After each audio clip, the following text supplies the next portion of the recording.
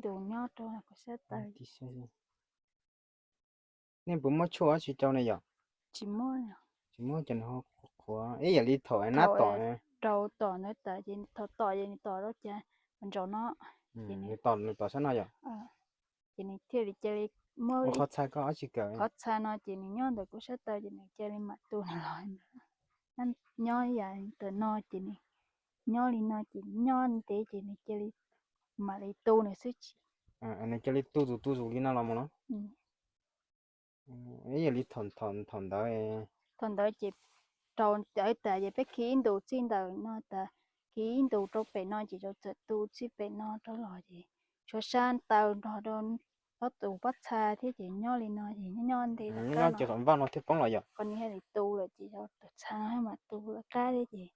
cái tu tại nó ý là tu tại trên này chỉ hay mặc khô này cái mặc khô chỉ cho chỉ mò là thổi thì anh ấy lư tu bể này đó cái gì chỉ